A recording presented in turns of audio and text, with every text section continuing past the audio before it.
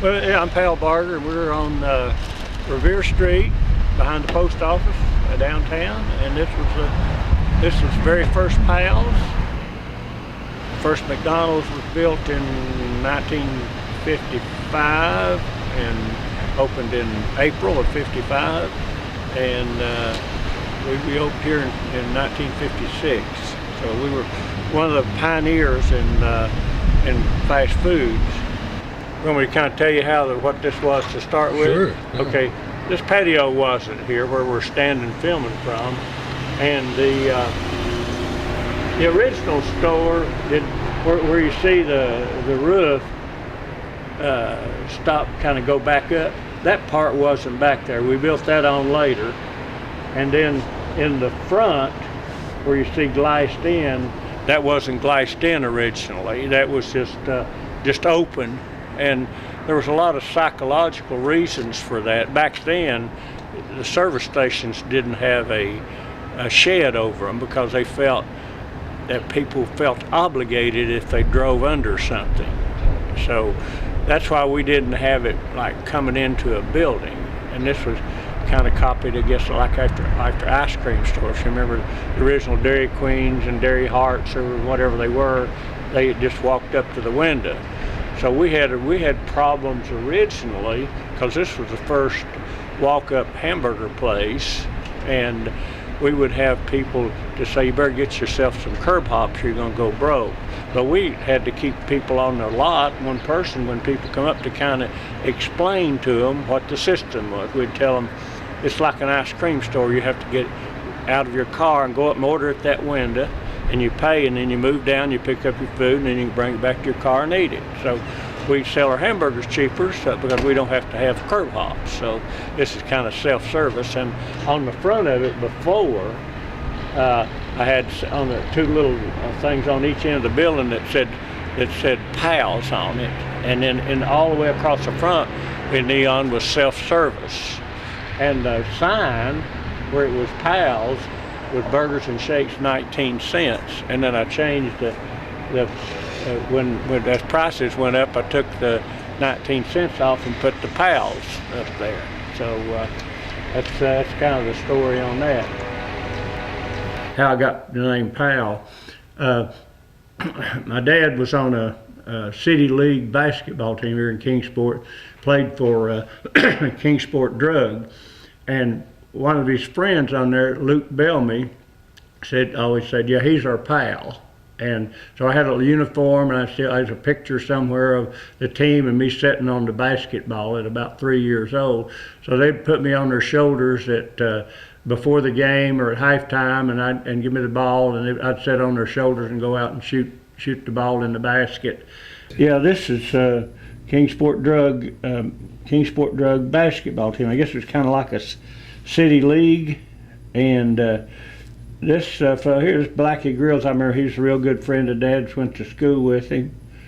And this is Paul Bellamy, and he finally was later, I think, president of Associated Transport, which was out next to Scobie's, which I bought the truck terminal later, and it's now our warehouse. I rented it out since 1971, and then Pet was the last tenant, and when they moved out, I turned it into a warehouse for Pal's.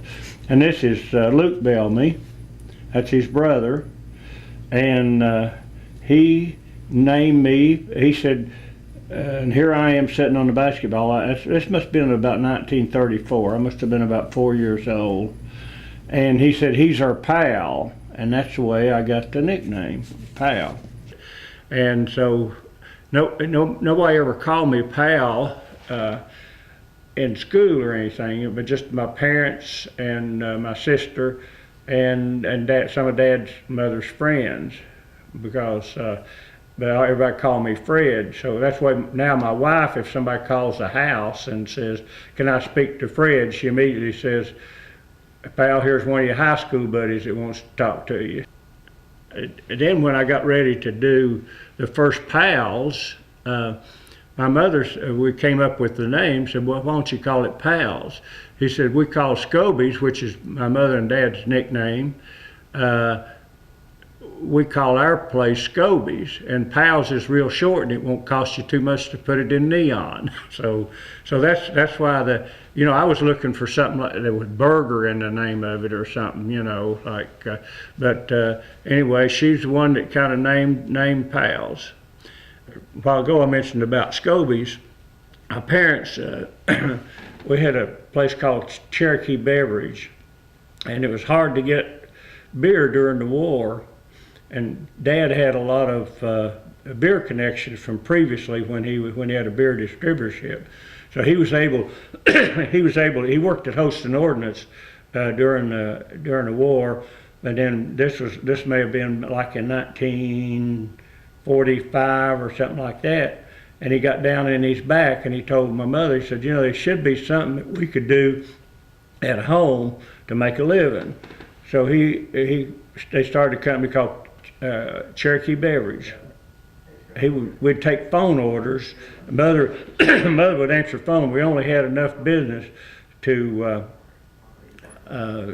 deliver beer on Friday, and we got like 15 cases of Bud and Blue Ribbon and Slits, I think, and then we could get several like Brucks and some of the off beers, and so it was kind of hard to sell to everybody wanted a premium beer. But we delivered that, and then about a year later, they said, we got excess beer here, why don't we open a place to sell beer? So they opened Scobies on Fort Henry. It used to be a bootlegging joint. It's like where the Minute Market was up next to where I live now. And Henry Miller, Jim Miller's dad, owned that property, and we rented it from him for $20 a month. And it was an awful looking old building, but we had put a barbecue pit out in the front, and we had beer and barbecue on the curb. I think beer at that time was like 15 or 20 cents a bottle, and then barbecue and hamburgers were like a quarter. And so, but hamburgers and barbecue was great, and like at night, and particularly on Friday and Saturday nights, you couldn't hardly get in on the lot. Of course, it wasn't paved; it was all graveled and all, but we did a big business, and so that was in like '46. And so they had a law on there, you couldn't be within 2,000 feet of a church or a school. And so they measured it, and it was like 6 feet. They measured it from a church here in Litz Manor, which is on Warpath. And they measured as the crow flies. We was trying to get rid of beer. So then that's when Dad and Mother bought the lot over here where Scobies is now, and and it was just like 20 by 40 building, and they had a barbecue pit out front, and they sold beer and barbecue and hamburgers on the curb. And sometimes on Saturday night, I'd waited on a car out on the road. It was all gravel then, and our parking lot was gravel. And we'd have a disc jockey, Charlie Deming, would on Friday nights or Saturday nights, he would sit in the window and play records. So he was a radio announcer for, I think, WKPT, and he'd do this kind of part-time. And so they had to have everybody stay in the cars. They couldn't get out and sit on the fenders or anything. So we kept it pretty, never had any problems or anything. But sometimes on Saturday nights, I waited on cars out on the road because they couldn't get on the lot. And on Saturday nights, most every Saturday night, we'd do around $1,400. So when you think about a beer being a quarter, and today they're $2.50, so that'd be the equivalent of about $14,000 in beer and hamburgers and barbecues on Saturday night with curb hops. And the curb hops, we had a lot of them. Some of the postmen that worked at the post office would hop curb. Now Red Roberts that worked at Cherokee Motors, he was a parts guy down there at the Buick place. He worked here part-time. And so I had mostly men, adult men that did it as a second job, because we were only open at night. We weren't open during the day for the curb service. And there was no inside seating. But I remember a friend of my dad's, I was waiting on the car. I could carry 14 beers in my hands between my fingers and stack them on my hands. And so it was some of Dad's friends, and I kind of knew they were. And so I was taking some beer out to him, and he says, well, how come y'all charge a quarter for beer here? They just get 20 cents for it downtown. I said, well, we make more money than they do downtown. So he told my dad about that, and Dad got a pretty big kick out of it. But kind of before that, some interesting things maybe. My dad and we used to go to the ball games, Cincinnati ball games. He was a friend of Andy Semenick, which he's from Elizabeth, and he was catcher for Cincinnati. And we would drive up and see that this was about 1946, I guess, when we'd go, and we'd stop at Colonel Sanders' place at Sanders Court in Corbin, Kentucky. And Dad had known the Colonel back from when he had beer delivery, or he had a wholesale beer delivery business, and supplied some of the other beer joints around town.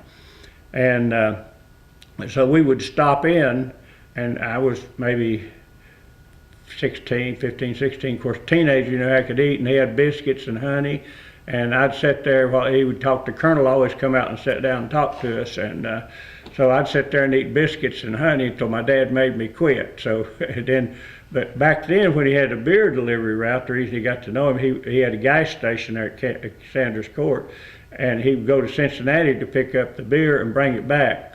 And he'd charge his gas on the way back, and then the next trip up, he'd pay for the gas that he'd got coming back from Cincinnati back to Kingsport.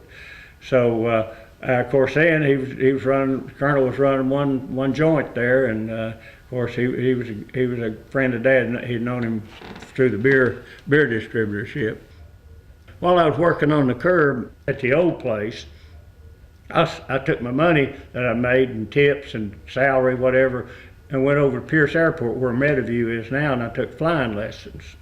And my dad and mother didn't know I was doing that. So he had, by that time, he'd accumulated 5 or 6 beer joints around town. He had a couple out on the river bridge, on either side of the river bridge, and had one called Tiptoe In. I think he tiptoed in and staggered out, you know, and then he had another one on the other side of the river, and he had a couple downtown where the Electrolux building is now. I called it the Shamrock. Dad sold that Shamrock, and he took a motorcycle and an airplane in on trade. And he said, it's a shame you can't fly an airplane. I just traded a beer joint for one, and I give it to you. I said, I can fly it. He said, you can? I said, yeah. He said, well, let me see you. So we went out to Pierce Airport, where Meadowview is, and it was like a 1941 Cub. And so I just climbed in there and took off, and he was standing there with his mouth open. So I had an airplane, and I guess he thought, well, if a kid can fly an airplane, surely he can ride a motorcycle. But I had never ridden a motorcycle, but he left it there at the house, and so when they weren't there, I'd take it in the field back over behind where we live and practice. So I learned how to ride the motorcycle then. My grandmother lived up on Old Stage Road, and I'd flying up there one day, and I flew under the telephone wires and up over her house, and she fainted in the front yard. She thought I was going to hit her house, and I was accustomed to flying under the river bridge out the Holston River, so I didn't have too much sense with an airplane at that time. But anyway, let's see, where do I go next year? I guess after that, well, I went to school for a couple of years, and then I enlisted in the Air Force, and because everybody was getting drafted, and so Bill Payne, a friend of mine, and myself, we enlisted in the Air Force, and we went on the 17th of December in 1950, and we went to San Antonio to have basic training, and so they had so many people coming in. We got in before Christmas, and after Christmas, a lot of the people enlisted are waiting until after Christmas. And so they were sleeping in tents and everything. So we happened to get in early, and we at least had barracks and all. But they cut our basic training short a couple of 3 weeks, and I got shipped out to Austin, Texas, to Bergstrom Air Force Base.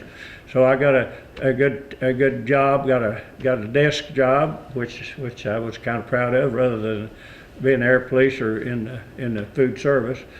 I later moved from communications squadron to headquarters squadron, and the sergeant and the captain there, they liked me pretty good, and I did a pretty good job. And you had to be so long in grade before you get promotion. But the captain always, just as soon as the time was up, he'd put me in as outstanding airman so I could get promoted. I made staff sergeant in 18 months. And I'd write Bill a letter. I said, Bill, it's rough over here. I said, sometimes it's weeks before you get a promotion.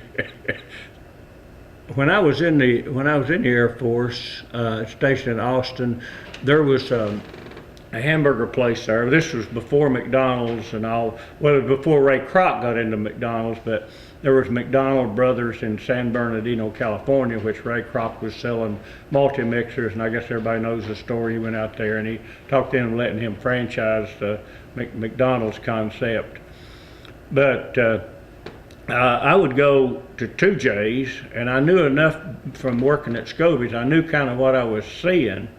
And so I went in, and at that time, you know, the buildings were like glass on 3 sides, so you could see what they were doing about cutting the potatoes and making the hamburgers and all.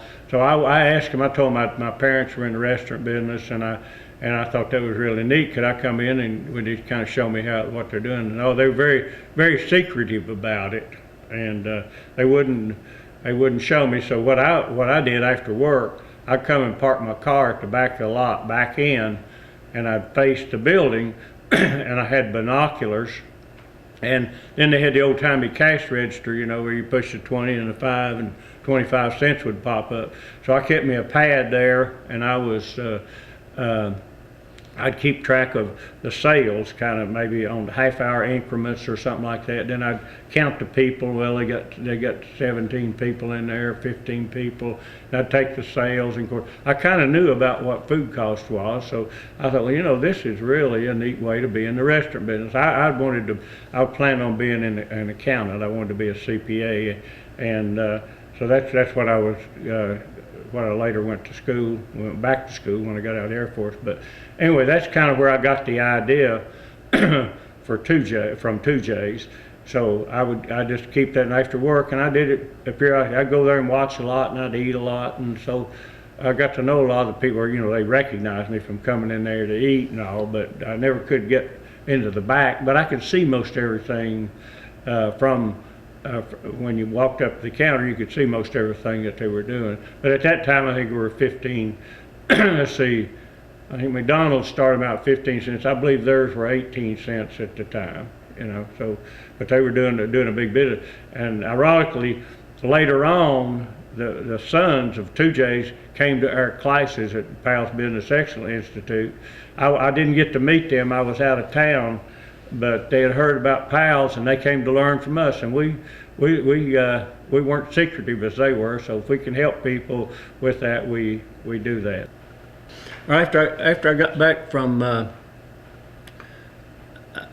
back out of the Air Force, I went in December of 17th of 50, and I got out December 17th of 53.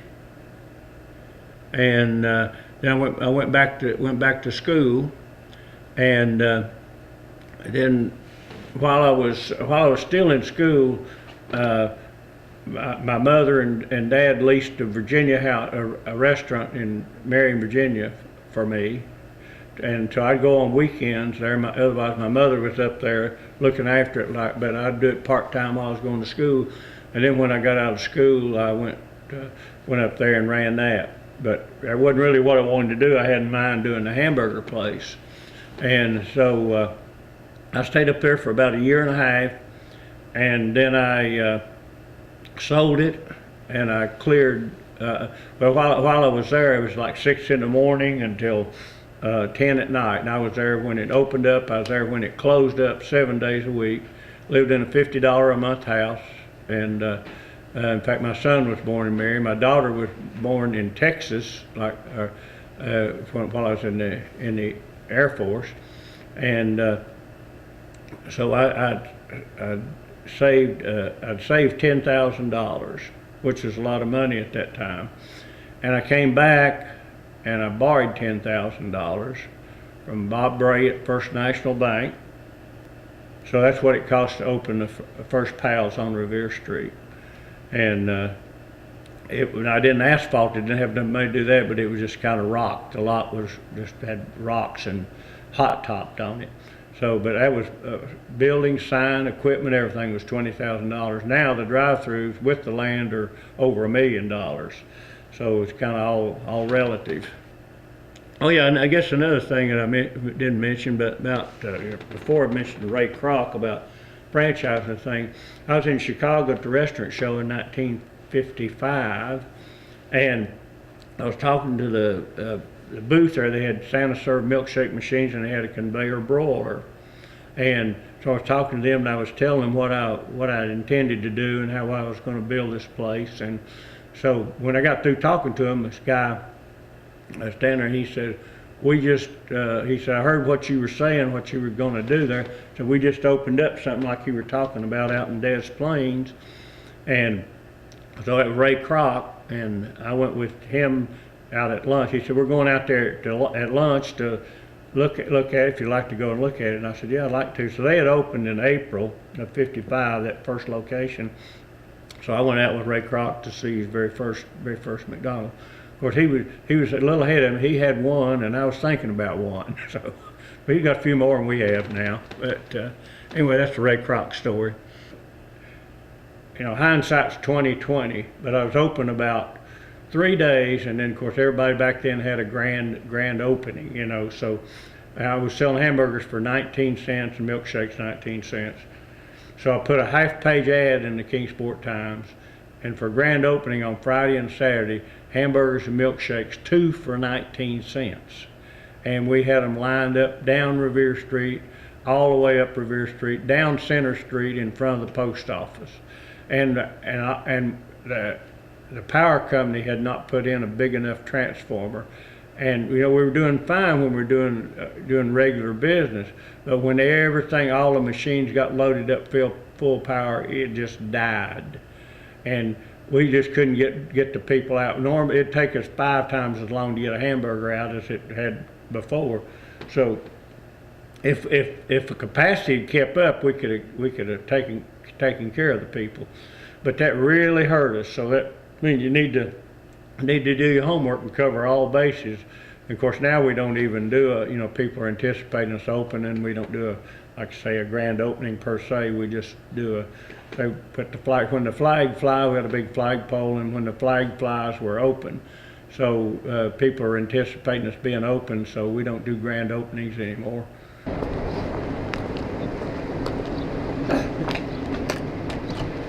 Better unlock it. One key. One key fits everything.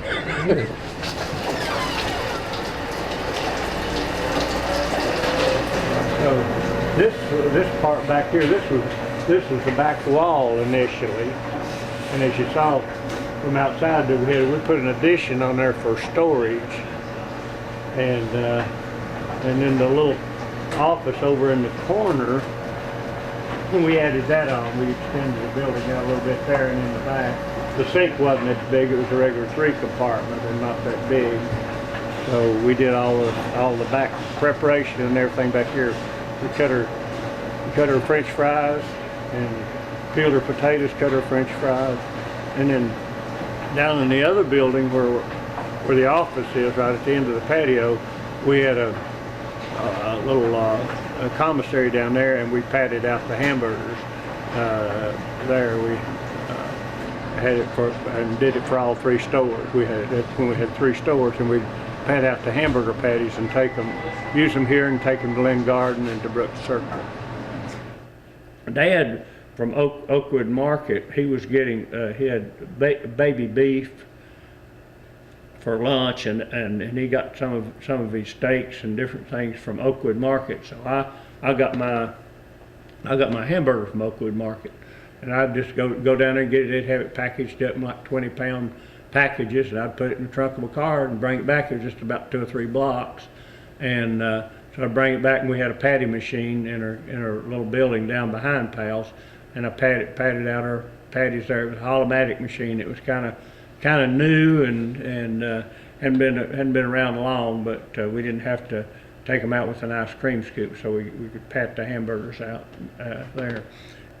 Another thing we did on the original menu, the only thing we had, what we call now sauce burgers. We had the hamburger, French fries, chocolate and vanilla milkshakes, and soft drinks, and of course cheeseburgers, double burgers, that kind of thing. But anyway, I fixed mine in a sauce. Normally, you know, people like McDonald's were putting ketchup and mustard and pickles on their hamburgers, and they were taking a cold product and putting on a hot bun and a hot piece of meat. So I said, well, why don't I just mix that together and heat it? So I just put our sauce basically is ketchup, mustard, and pickle relish. We didn't want to put whole pickles in there. They'd be kind of hard to chew in a sauce. But anyway, we've got those ingredients plus some spices, a hot product going on a hot sandwich. So we just dip them in the sauce and put them on there, and everything is hot. So whether it's right or wrong, I don't know, but some people say they get addicted to the sauce burgers. So that's why we do them the way we did them. And of course, then we had Coke fountain, and we had Coke and root beer and orange, and I made a root beer and orange syrup. So that's all the three soft drinks, and that was kind of what was popular then, because that's about 1956, and that's kind of what we started out with on our soft drink. Oh yeah, another thing that we tried was pizza, and this was before anybody in town or anything knew anything about pizza. At then they called it pizza pie, and nobody had ever really heard of it. Maybe you might have 10 people in town that knew what pizza pie was. But I tried it some other places, and I thought, well, now that's good, and that'll go good. So I put in pizza. But what happened, I had the sign in there, try our pizza pie. So people would come get a hamburger or a hot dog, they'd go back to their car and they'd sit there and eat it, and then they'd come back in. So I believe have some of that pie now.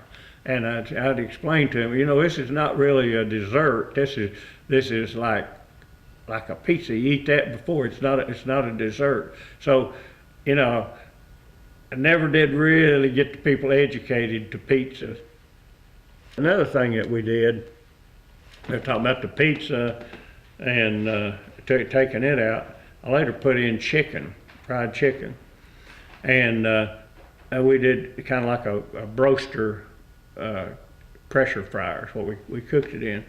And of course, it was slower than hamburger, but we sold a lot of chicken, and we did one of the first remote broadcasts at WKIN when Ken Manus was there, and Phil Roberts, and had Honest John cabinet shop. He's a friend of Dad's. He built what we called it a little building, and we set it at the end of the patio on Revere Street. And now this was this was before I did the other 2 stores. This is when we had just the first store. So this must have been in maybe 58 or 59, somewhere along there. So we put that down. It's like a little 6x8 building, or 8x10, whatever. And Phil Roberts got to calling it the Chicken Shack because we were selling fried chicken. It was real small. So he when he was doing radio broadcasting, he called it the Chicken Shack. So that's what kind of got its name. We're doing about 20-25% of our business in chicken. So radio broadcast, this was kind of something new for the area. I think maybe one other person had done it before that at a tire store. But anyway, it was kind of, the kids came and everybody was listening to the radio. This is before TV, or not many TVs out, I guess. And Phil Roberts and Ken Manus would come down sometimes. He was manager of the station, and one or 2 other things, Gary Roberts, I believe, and so they would kind of take turns. Where was the Chicken Shack?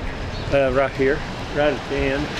Chicken Shack was right at the end of the patio, and WKIN did the remotes. This is one of the first ones Pete Moore had an appliance center. He had done one or two, but this was kind of a new thing, you know, having a remote radio broadcast, and that kind of really helped us put us on the map. And Phil Roberts, he was kind of funny. He was a disc jockey, as well as Ken Manus, and we had a couple of others, but Phil Roberts would say, "Come on down to Pal's, 10,000 flies, can't be wrong." Anyway, the chicken, after holding us up, we couldn't get it out fast enough. And I told Eldridge Hawk, we used to call him Chicken Hawk, and that's where I was getting chicken from. And I said, Hawk, I said, we're not gonna sell chicken anymore. And he said, "You crazy?" He said, "You're selling more chicken than anybody in town." I said, "I know, but we can't get our hamburgers and stuff out. People are waiting on chicken. The lines are too long." And so anyway, he didn't understand that, and I probably didn't either at the time, but I knew we had to do something. So taking a product that was going good, took it out, and got back to our basics. So then with the radio broadcasting and the name recognition coming out, then our hamburger and hot dog business, or hamburger business at that time, took off. So sometimes you live and learn. We've learned we don't need too much on the menu. We try to keep it simple. After all, it's fast food, and every time you add something, it slows you down. So we've tried to stick pretty much to the basics, just like even now on breakfast, we don't do waffles, pancakes, or eggs. You know, we try to keep it simple with sausage biscuits, ham biscuits, gravy biscuits, and keep the basics. So we have something that people can drive with. They can eat a biscuit on their way to work or whatever. People have asked me, said, where'd you get the Southern Service name? Well, I was trying to figure out, you know, we have fast service, you know, and you have quick service, but what's faster than that? You know, what's faster than fast or quicker than quick? It's got to be sudden. So that's where I came up with the Pal's Sudden Service. So it's been a pretty catchy tag, I guess. So that's how we came up with it. Another kind of funny little story, I guess, when Jim Whale, when I built the Pal's over at the Circle, Jim and I back and forth, and people don't know, they think we're serious when we're kidding with each other, and I never smile and just look at each other like we're dead serious. And so Jim was out when I was putting it on, and when he was at Eastman, he designed the PALS, the Pal's part of the logo. Baroni put the splash and added a little class to it. Jim Wells, as you know, is not too classy. So anyway, he had the camera shop and all like there, and he came on and said, and I had everything kind of spruced up, and he said, "Pal, you know, you're having this really nice looking over here, and you're going to make my building look bad." He said, "It looked like you'd paint my building for me." I said, "Jim, I'll be glad to if you let me pick the colors." He said, "No, it's okay." He said, "I'll take care of it myself." So anyway, he always told me about him doing the logo, and he never got credit for it when he was working at Eastman. They were trying to sell their plastic signs, and they had a design team that would help people so it would use their signs. And back then, all the signs were in neon instead of the black backlit plastic like they are now. So Jim kept on me, and I was out there, and I said, "Jim, I know you tell me that you did that Pal's logo, but I know Janet, your wife, is a smart one in the family, and she probably did that, and you're trying to take credit for it." He said, "No," he said, "I did it, and I want you to give me credit for it." I said, "Okay." Tomorrow I put on, and then the next day I put on the menu, this is before we were open, we had different things on the sign like opening soon or whatever. I put Janet Wells, I say, how do I have it to think? Oh, Pal's logo designed by Janet Wells.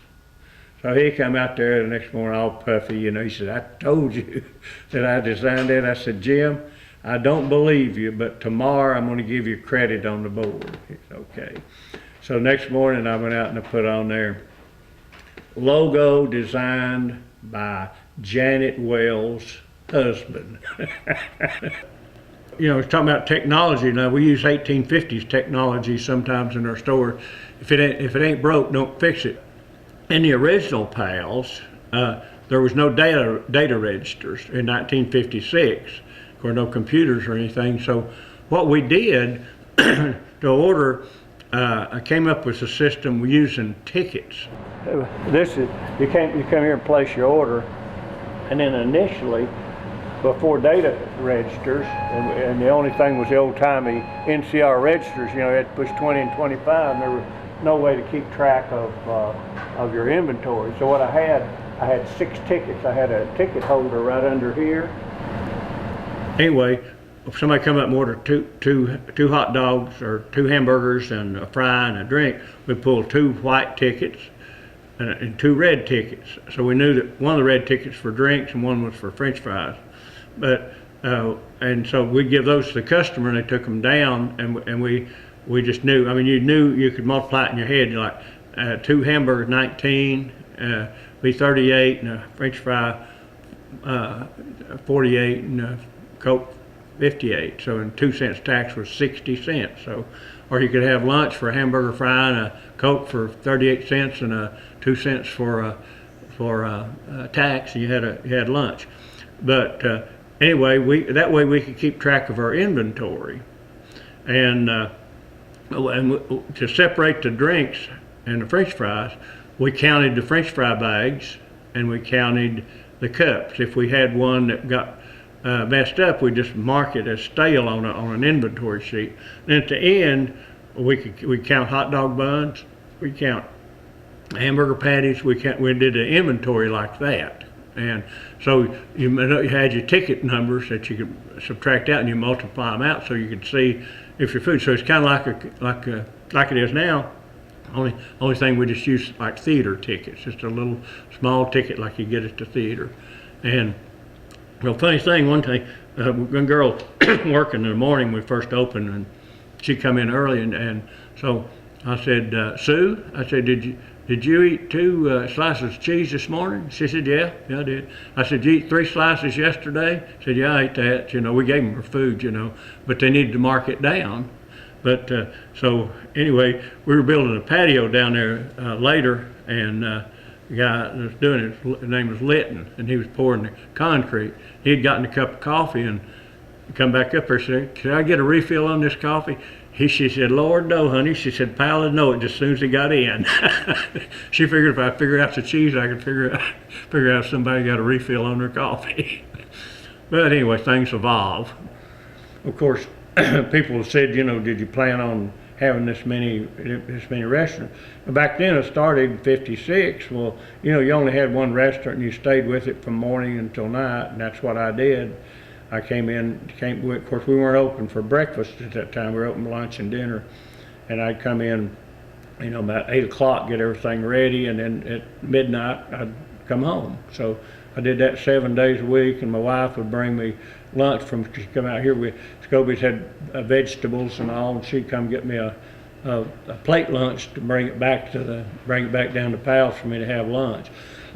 she'd work during lunch, you know, for an hour or so during lunch on the cash register, and then she'd leave, come out to Scobie, get me a plate lunch and bring it back.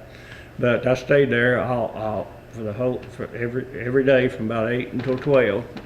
So you know, and I didn't plan on doing any others. But then later I expanded into I bought. The Pals in Lynn Garden was an ice cream store called the Arctic, and I left it. I didn't do the same thing. Didn't call it Pals. I left the name alone, and put in little crystal type hamburgers. They were 12 cents hamburgers at the time. So I kept the ice cream, the milkshakes, everything was. The only thing I added, of course, we had soft drinks already, and I didn't have no French fries. Just had the little 12-cent hamburgers. And so then, after I'd been doing that for a while, and I was prepared this time, and I ran an ad on that, hamburgers 5 cents each, for a Friday and a Saturday. On Friday, we sold 8,500, and on Saturday we sold 12,000. And but nobody waited. We never had more than 2 or 3 or 4 people in line at one time, and I'd bag them up. I'd put 12 in a bag. Somebody orders 10, we'd take 2 out, hand them to 10. And everybody it just went like clockwork. So then, after that, I had the ice cream and the milkshakes and the sundaes and everything were still doing about the same. But then it wound up the hamburgers were about 85% of the business. So. And then the ice cream was 15%, but it was still doing the same amount of ice cream volume that we were.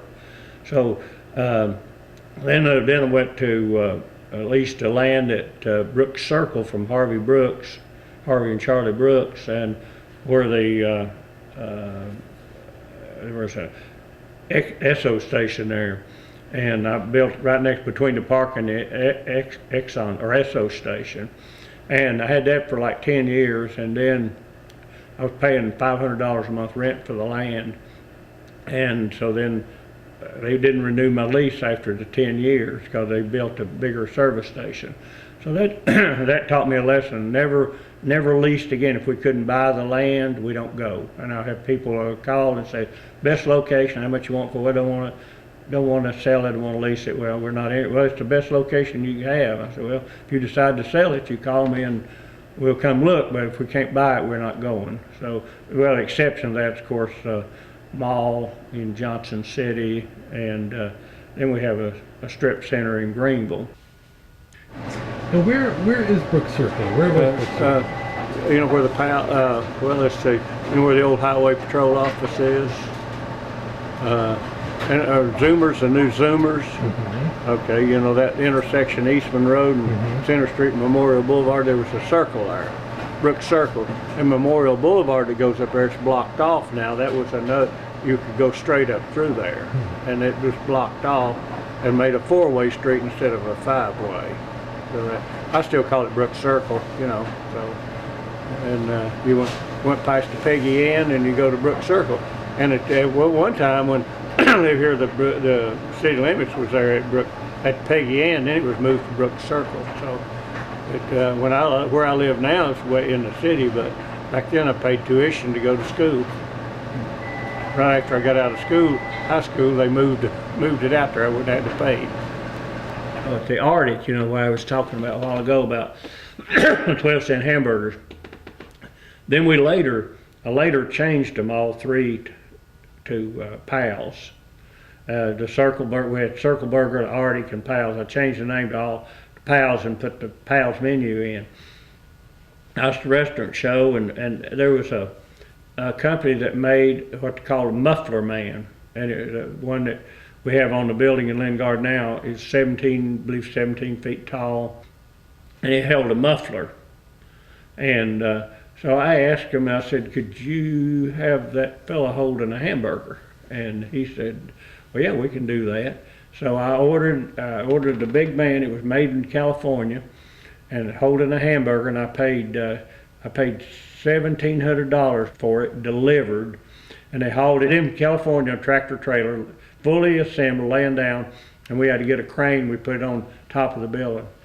We didn't do anything else, no more advertising, except put that man on top of the building. And the next month, our sales went up 25%. So, you know, it was an attraction. So later on, we've taken it down a couple of times to refinish it and all. And people, you get all kinds of phone calls. You're putting a big man back, aren't you? It's where is he? I said, well, he's on vacation. He'll be back. You know, don't worry about him. He's having a good time. But anyway, that was one reason when I started other Pals. I thought if Big Man does good, Big Food will do good too. So we put Big Food on the Pal. And I'll explain that later. When did you stop working in the front line?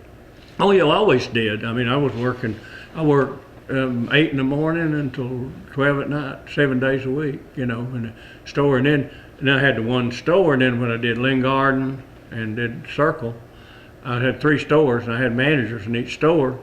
And I wasn't making any more money with 3 than I was with 1, because, you know, I was there. So that's when I kind of put in the management system, so that they'd have the same interest in it that I did.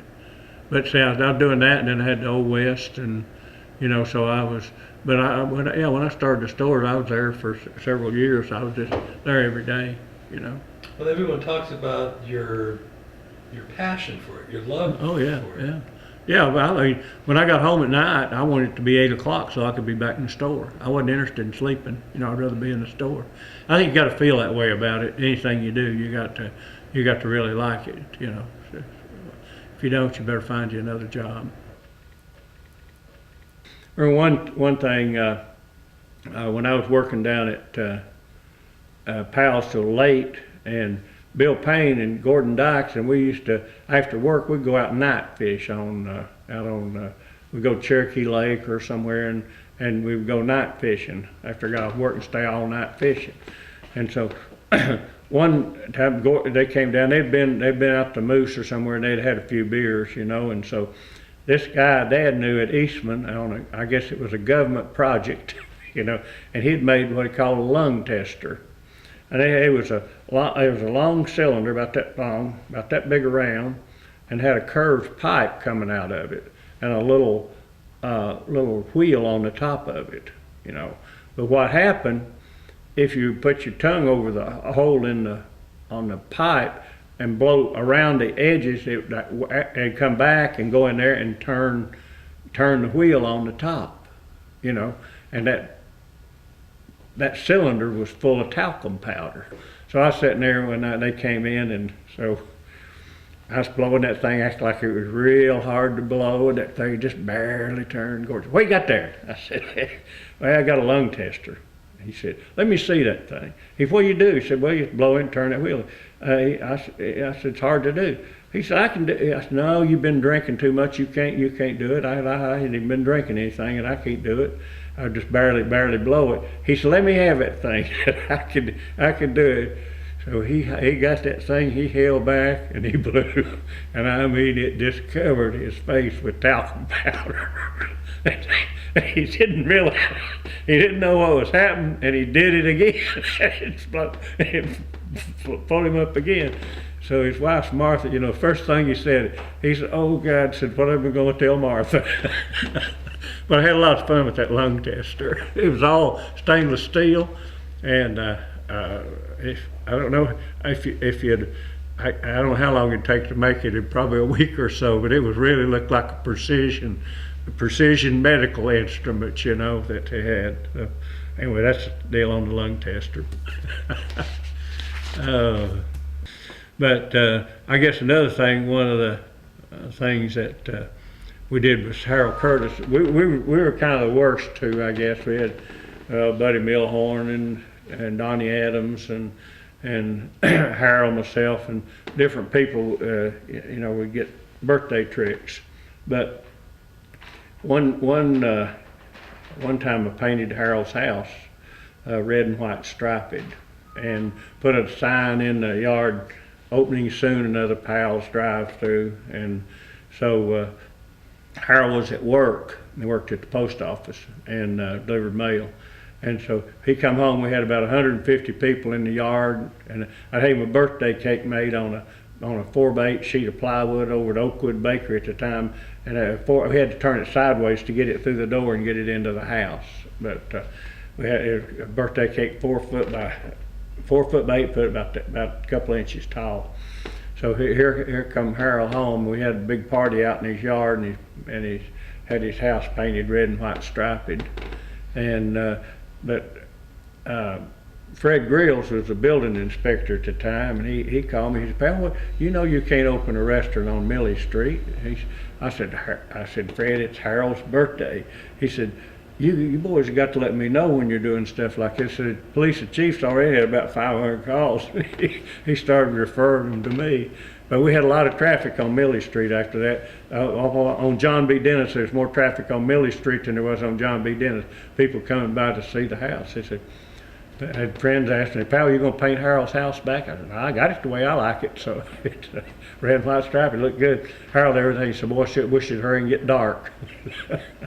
So another time with Harold, we had he was gone, we put Powell's cups. We had 2,000 Powell's cups, and we put them, stacked them next to each other, and stapled them together. And we had them all over the floor, all over his tables, everywhere we could get them. We had that, and then it took 6 of us, and then we went back and filled them with water after they stapled all the way to the top. The only way you could get them out was siphon it out, because if you moved one, the other one would move too. So we had to be very careful about getting out. Harold finally he'd get a few out where he could step about that much, big enough for his foot. He'd step from one to the other to go to bed, you know. So that was one of the things we did to Harold. Oh, another thing we did, yeah. This may not be good for TV, but or internet, but we had one night we put a speaker under in his bedroom under the table, and we had the cord run out and had the microphone. We let Harold get to sleep.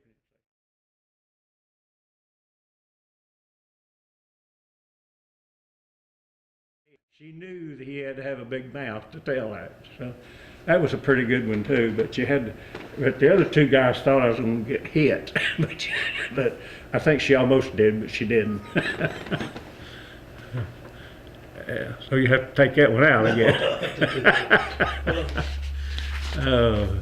Let's see. But you know, some of the other tricks we played, you know, like birthday one day I had a new red Cadillac Coupe de Ville. I was proud of that thing. I came out one morning and it was completely full of popcorn. I mean, Harold Curtis had filled that thing up with popcorn, and so the window was down about that much. I think he'd taken a yardstick and stuffed some of it in it. It was all the way to the ceiling. Later on, a friend of mine, LD Miner, I traded in on another one, and he bought that car, and he said every time he turned the defroster on, he'd get popcorn flaring up out of there.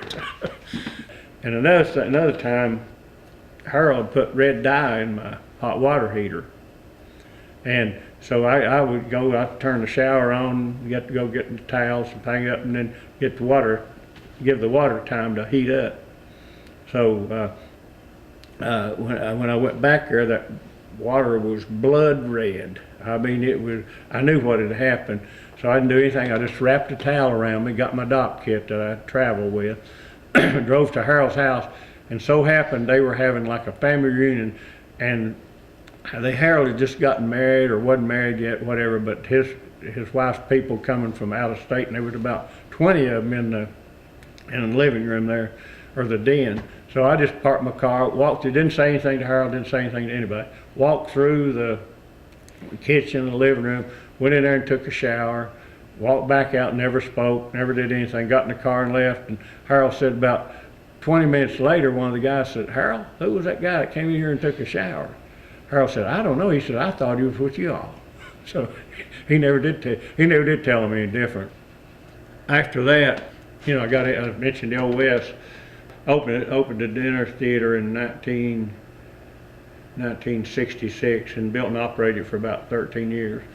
And we had different things. We worked with a couple of other theaters, one in Greensboro, one in Atlanta, on shows, and we put the shows together. Then sometimes we had a resident company. Later on, what proved to be right, we go to New York. I go to New York with the director, and we put an ad in backstage and hire the actors, and we'd hire them for 3 different shows, so we would know what part they could do in 3 different shows.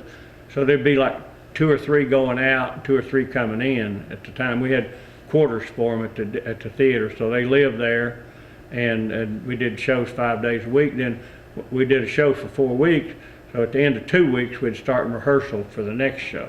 So the actors that came in, they'd come in after we'd been starting the show for 2 weeks, and then they'd be in there to rehearse the new show. So that's where I really got to know New York and like New York, and we keep a place there, and we kind of, wife and I, we go up with friends and things. So we go to the show today. We still go to the shows and the restaurants and things. So pick up a lot of ideas for business there, for restaurant business. You know, it kind of it starts in New York or starts in Los Angeles, different concepts and things. So we picked up a lot of ideas we used, particularly when I was when I was doing scobies, you know. So we picked up a lot of ideas there. But then I did the Old West for that long. Then my dad died in 1971, and then I took scobies over, and I changed it around into like Scobies World, and I used a company called Creative Concepts at the time, and they came in and they helped me with the menu and decor. And another friend of mine, which we're still friends today, he later went on to be managing director of Tavern on the Green for about 7 years till he retired.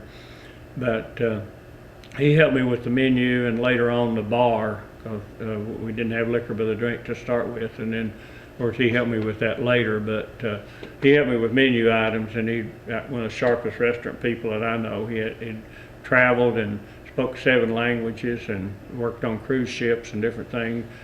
IQ of 167, really sharp guy, and so he helped me a lot with that. And then creative concepts, they did helped me with a lot of the decor. And then Hal Carmack and myself, we came up with different theme rooms and things. But we did most of that, and they did mostly the menu. But at the time we had about 4 menus. We had the butcher shop, the Oriental room, and the back room, which was before that was a prime rib room with a seafood bar, and then before that it was a fish place with Wade the kids.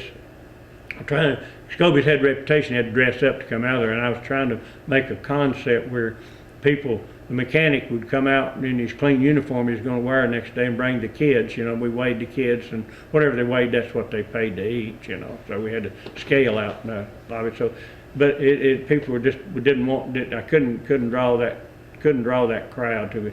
People didn't much bring when they came out. They didn't bring their kids. They came out for a special occasion or so. But anyway, I got that, and what's happening at Scobies World, and it really got turned around. And I added the country store to it, and added the back kitchen, added some things, the clown bar and the tavern bar, put the New Orleans front on it, so everything in it was different. And then we did a 21-foot salad bar, and that was really, people really talked about that because they had caviar on the salad bar. That's another idea I got from Richie Melman in Chicago. The first restaurant he had a salad bar, and he had caviar on it. And I asked him, I said, Rich, how you afford to put caviar on it? He said, well, you know, most people don't like it, but they talk about it. So, you know, and you can buy it in bulk, so it wasn't all that. So if everybody took caviar, it would be, you know, you couldn't afford to do it. But you maybe have one in 20 or 125 people it would take, because most people just snarl their nose up at it. So, but anyway, it was a talking point. In fact, there's an article in the Tampa newspaper, a food reviewer did on Scobies and talked about, that was a headline, caviar on the salad bar. And so I did that and worked that's the reason that we didn't expand the pals. It took pretty much all my attention. I enjoyed it. My wife did too. She worked the front, and I kind of stayed in the kitchen or wherever, the office, and she did a lot of the hosting up front. So we both enjoyed it, and she says she still misses it. But that's kind of the story on. Well, I guess there's lots of stories on Scobies. You know, when you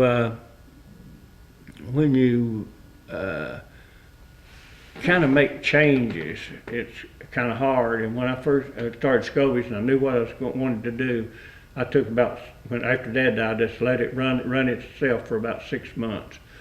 And because I'd been thinking about hamburger joints, and I'd started traveling, and I went on a lot of trips to Europe and Australia, Japan, with other restaurant people. Institutions Magazine had a group, and they had Service World International Magazine in Europe, so they had a lot of contacts, and there would be about 30 of us. We'll go on trips, and you had to be fairly successful before you could, afford to go on that. I learned more on the plane sitting next to people that I'd heard of. And probably half the people in there I knew who they were, because of reading about them or whatever, you know. But I'd sit in and I was, at that time, when I went on a trip and had a pretty cute guide there, and started dating her, and so when we'd have, we'd go on different trips, and so I'd tell her, I'd say, sit me next to, say, Fred Smith on this next line. So I'd get to sit for 6 hours next to Fred Smith, which is the top restaurant designer in the country at that time, and you couldn't have bought his time. So I got to be good friends with him. And Nathan Sheriff had Sheriff's Cafeterias, and he had the first animated signs in Boston. I went up there to see him a couple of times. He was down here. He was quite a bit older, and he was kind of retired and just doing the steaming kettle at that time just to have something to do. And so I got to know a lot of those people and a lot of ideas, and you know, bounce off of them. And so, but you'd go to the restaurant conventions in Germany or Australia or wherever, but where you learned most was sitting next to those people on the plane traveling. So anyway, I did a lot of that, and then when I was and I picked up the idea, like for the butcher shop in New York from O. Henry's. They wore long butcher coats and straw hats and had sawdust on the floor. And then Maxwell's Plum, which had Tiffany shades and stuff. So I took about half a dozen of the people that was influential here. And of course, Randy Webb, he was working with me at the Old West. He was doing PR work. Him, I took Nan, which was up front, and Murda, which she was a waitress in the back, and one of the cooks, a couple of the waiters, the people that kind of was leaders in their little area, you know, that people listened to. So I took them to New York, and I'd take them around to different places. I'd get a limo. We may go to 6 restaurants in a night, because we had maybe 6 or 8 of us, so we had to have a bigger car. So, and we'd just hire a limo to take us from one place to the other. And I'd say, took them to O. Henry's. I said, now this is going to be the butcher shop, and this is the way we're going to dress the waiters. And we're going to have sawdust on the floor because we can't do that in Tennessee. But this is kind of what the concept's going to be. And I said, we're going, and then they didn't do it, but I had my menu printed on butcher paper, on a roll of butcher paper, like, you know, that you wrap meat in on white, put it on there. So we would tear it, when I come in, we just tear the menu off. We had 3 or 4 stacks sitting there, but I always tear 1 or 2 off and then pick up 2 or 3 if we had a table of 4 or 5. So, but that's the way I did the menu on that. I had it on a roll of butcher paper. And then we put the salad bar in, which I got the idea from Melman in Chicago on the salad bar. We made ours bigger than his, but we had that in the butcher shop. Then I told them about, I took a Maxwell's Plum, and I showed them that this is Tiffany shades. We're going to put those over the tables in the butcher shop.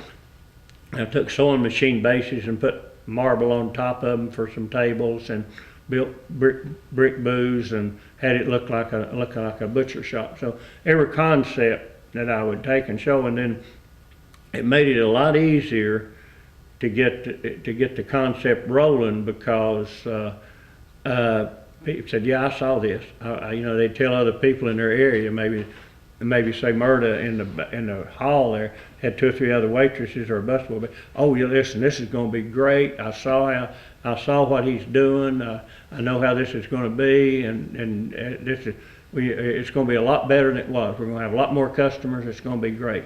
So it made it a lot easier. It made change a lot easier by pre-prepping those people to know what we're going to do. Let's see.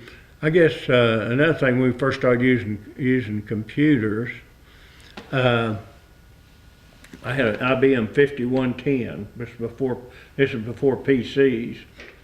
When I had an accountant doing our books, and we'd go to Huff Cook Funeral Home in Bristol at night to run, and we had punch cards, and that's the way we did our thing. And it cost $65 an hour to run those punch cards through the computer and print them out. If you did it during the daytime, it was a lot more. So we went like 2 o'clock in the morning. I went there with the accountant, and we'd run those cards and had big spreadsheets like this. I thought that was just amazing how fast that printer was. You know, it'd go about, I don't know, about 5 times fast as a typewriter at that time, I guess. What year is that? What year? Oh gosh, well, let's see. It was being probably about 73, probably not 1973, and we've had a menu explosion on there. And what I did, of course, I didn't know. I got the computer and I said, "We'll do this," and the guy said, "Well, you got to have software." And I said, "Soft what?" I said, "I didn't know you had to do a program." So I got a guy to write a program, and this was like the first menu explode. We had, we took our ingredients, and they went from an ingredient to a sub recipe to a recipe. So then you knew exactly what's in there. Then you could take your sales and you plugged in there, and you can see if your food cost was accurate or not. So our food costs, I cut food costs by 10%. I think we had steaks and different things disappearing, but we did that, and we did a liquor program. And so I checked me for 3 years, and there was $6 difference in what the tax people came up with and what we had. So, and it really worked well on the food, and we'd inventory our main items every night, lobsters and steaks and everything. So we knew what we were supposed to have and what the recipe called for, and we put all that in there, and you could tell exactly how much money we're supposed to do, with what items were gone and so forth. So anyway, 5 years later, a friend of mine had come up here to see about computers, and it was Open Hearth, and his son-in-law came up and worked with us a week to see some of our systems and about the computer. I was telling his dad or his father-in-law about the computer, so he asked if he'd come up and stay with me a week. So I said, "Sure, be glad to." So he came up. So we were both in this room with a guy, a professor from a food service college, and he was telling someday this is going to happen, and he was doing exactly what we were doing. And when we took a break there, the guy says, "Pal, won't you tell him you've been doing that for 5 years? It's not going to be someday." I said, "No, I'm not going to say anything." But anyway, he said, professor said, "Someday this can happen with computers, But that was before PCs and all. But anyway, we had to have a private club at that time to sell memberships too. So we had to belong to a private club. We charged $1 a year for a card, and they can bring as many people in as they want to. It's just a formality to get around the liquor laws, So, but we had our membership in there, so people didn't have we had to write their membership number on all the things. So if they didn't, we could call it up. We had it hooked up. The guy used to work doing software for Freddie Goldsmith, Kenley called him, and he wrote the program for that and put a Hazeltine screen up in front and hooked it up. And so we were doing that, and some IBM guys had an IBM 5110, and he said, "What do you got that hooked up to?" And I said, "We got it to 5110. He said, "You can't do that with a 5110. I said, "I know, that's what they told me, but we did." So they were just amazed that they had to go back and see it, that we had that hooked up to a 5110 on membership, so we could call it up in the front. And also something else that we had that was innovative at the time, we called Maitre T, and we had a screen up there with all the tables with red and green lights and blinking green lights, so we could really bust the tables and know who was doing what. So we could see what tables were occupied with the green light, and if they were being bussed, the green light would blink, and then if they were empty, they would be red light. So it's just like a little push button, and it was mechanical button. When you seated somebody, you pushed the red button. We had duplicates of their station in about 4 different places in the restaurant. So the waiters and the bus people could see what table had left and what table when we were bringing somebody to a table. We'd push the red button, and when they saw the green light come on, they could be there ready to wait on them, because they know that they were being seated. So the hostess didn't have to run back and say, "We got somebody at table 7." They knew from their service area that you had somebody coming to that table. So anyway, we used a lot of technology even back then, before it was popular. So, but that Maitre T later went out of business. They couldn't sell enough of them to do that. But we used it until it quit till it quit, you know. But from we had, after we couldn't get parts for it, couldn't get anybody to fix it. Of course, now they have a lot of the different systems like that, but it was really helpful at the time. If you can kind of just point and tell me what these things are, so I can. Okay, that's my mother in her office, and that's my dad and Laurel Henriot. He was Nan Henriot's brother, which was a longtime hostess at Scobie's. And that's mother in the office at Scobie's. And here she is, got founder, and she got her corncob pipe and a .22 rifle there. She called her the whip cracker. So she had a lot of fun with that. This is I guess another picture of my mom and dad. And then here is Chris, my daughter, myself, my first wife, Carolyn, and that's my mother and dad there. And here's a final check to pay off, to payment in full, Industrial Tract 1, and $3,605. I think they paid $12,000 for the 4 acres there at Scobie's, and that was the final payment on the land. And this is my mother and dad. I guess this is high school pictures here. This was the original Scobie's on Fort Henry Drive. We rented that building for $20 a month, and that's where Scobie's started. It was 46, and then it was moved here in 48. Of course, it was just 40 feet by 20 feet when we started, and this part had been added on when they started. It was just curb service to start with, and then they slowly added rooms. Down here is the floor plan, and if you can see that, the butcher shop was just this little, I mean, this part here I was telling you about was just right here. So you can see how much was added over the years.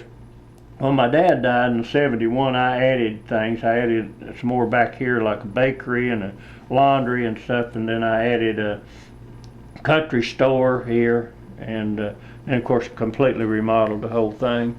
Well, this was a picture that was made by Kingsport Times for the little section in the paper. I was on the cover of something like, it was not Parade, but it was whatever their insert was at the time.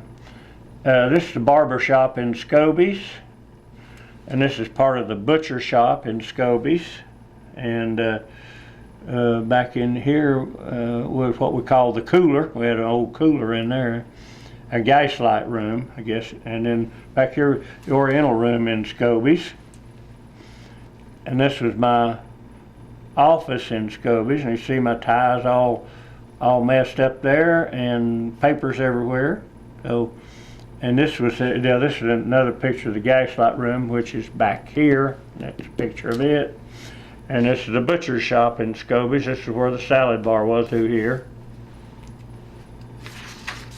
And that's our little patch we had for waiters for their jackets or whatever. One of the waiters, I can't remember his name, we had in the butcher shop, but they wore long butcher coats and straw hats.